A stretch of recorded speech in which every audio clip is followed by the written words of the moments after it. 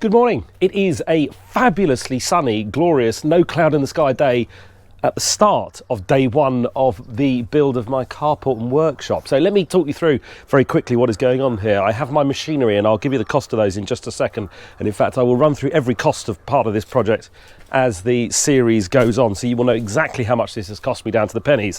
Let me walk you around to the front of the house and show what the problem is so far. There is my delicious, trusty Land Rover, and it's all very well, but I have to do all my work on the driver, and I don't like it, not least because it's a horrible, rough tarmac, but I want to be able to work on it through the winter months. So the plan is, through this driveway here that I built last year, we are building a carport on the sides of the house, but it is not just any standard carport.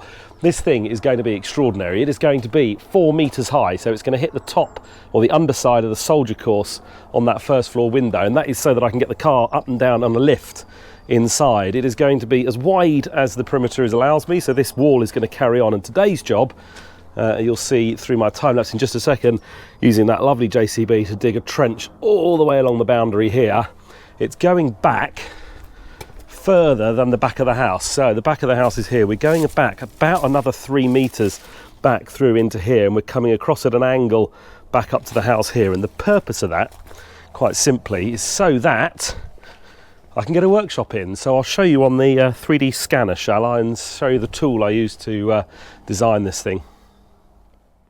So here we are. This is the front of the house. This is the driveway that I was walking on. It's obviously the surface is yet to be finished, but anyway, this will provide access in.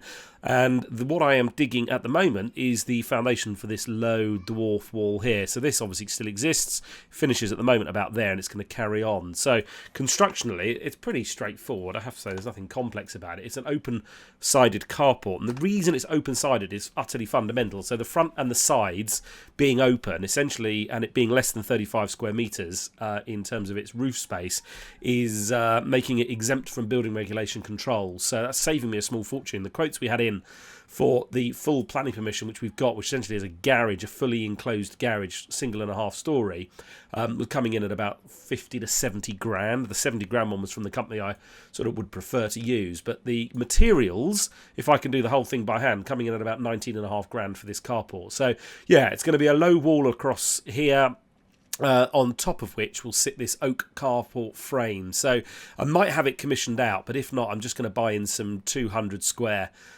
green oak frame in there, and it's going to be painted black. I need 6 uprights all the way around. This mono pitch will carry on from the front of the house here.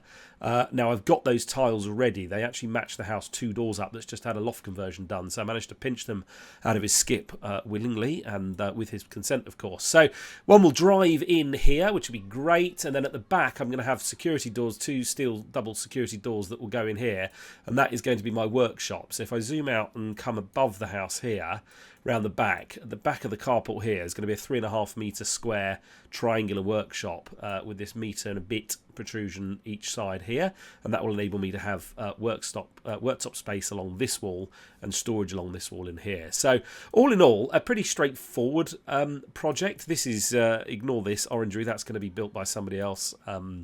That's coming in at about 65,000 quid. But anyway, that's being commissioned out. I can't be bothered and I haven't got the time for that. So this carport frame will go up. £19,500 is my budget. That's a saving of somewhere between 30 and 50,000 quid, depending on which contractor I'd have gone with. And yeah, pretty straightforward. I'll let you know how we get on. Obviously, it's required planning permission to do this, which is fine. I will, from a security point of view, when it's finished, put some steel mesh in here, some galvanised steel mesh in here. It will still satisfy building regs to being open in terms of its fire risk and air movement and whatnot. And at the front here, there will be a steel sort of wrought iron kind of steel framed 5-bar gate in here that we bolted into the fabric of the house. So from a security point of view, it'll be absolutely ample. So yeah, let's get back outside.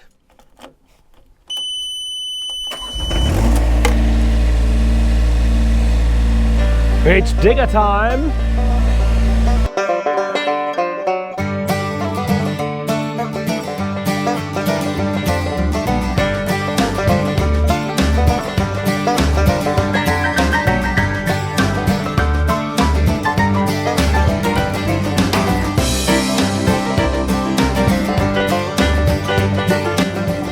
Well, it is halfway through day 2. It's 2 o'clock at the moment, and I'm resorting to this annoying thing. I really didn't want to have to.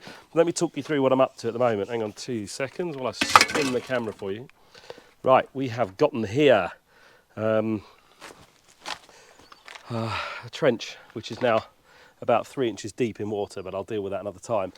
It comes across, as I say, this grey line you might just be able to make out here, stops about there, and then it goes in a straight line to the corner of the building here. I've managed to get this down, somehow hitting a drain at the bottom, which is really annoying. The problem is I'm not confident with the digger to back it up any further into here without going down into that trench. So this last corner here I'm going to have to dig out by hand. So that is this afternoon's job.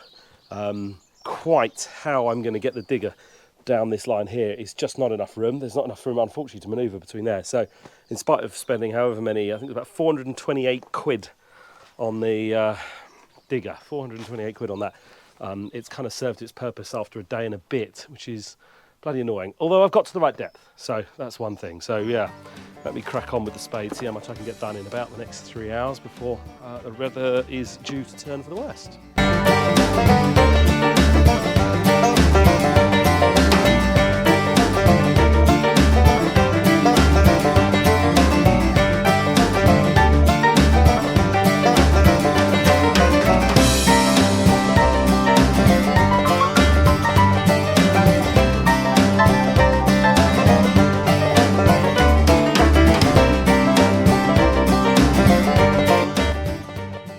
So it is, what is it, Easter Sunday, lunchtime, about 2 o'clock in fact, and I've just had my lunch. It's lovely, but I am starting to panic now that I'm running out of time. So what I've had to do, let me just give you a quick update. You'll have seen me digging this out by hand, which was a thankless task, but I managed to get it down. I don't know whether I've hit the water table or just the fact that it's been raining a lot over the last couple of days, but it's about 1 inch or so deep at the bottom, but I've managed to dig all the way around, get down here, and I managed to get the digger about probably half the way along to the far wall, which is closer than I thought I was going to have to do. I'm going to have to finish the rest off by hand, which is fine. But in the meantime, you'll have seen I have just put a bridge across, and I'm just in the process of fencing this off. Now, it looks really naff in this garden at the moment, but I just want it to look a little bit less naff than it does.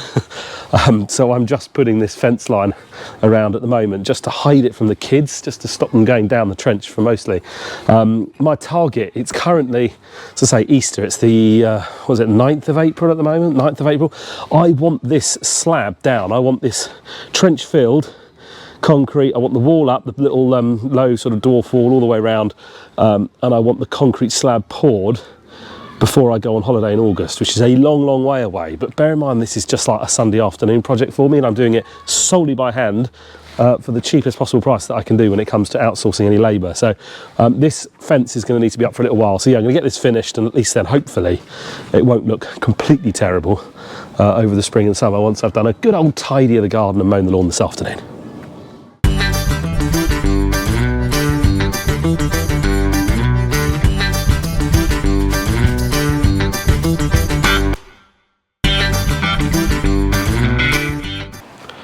So there we go, the fence is done. It's all right, it'll just keep the kids safe. That's the most important thing for the sake of the few months that it's going to be up here. Cost-wise, I said I'd give you an update, so I'm going to have to down tools now. It's just coming up to, about 4 o'clock on the Easter Monday, the end of the bank holiday weekend. So I'm going to have to down tools for a couple of weeks. Costs in week 1, we had 428 quid for the digger, which includes a £100 refundable deposit. So that is 328 quid. I spent 300 quid on the skip. So that's 628 quid out of my £19,500 budget that I've set for this thing. So yeah, we'll see how we get on. I'll update you in a couple of weeks. Please do hit the subscribe button. It helps me enormously when people do. And I'll update you as soon as I can.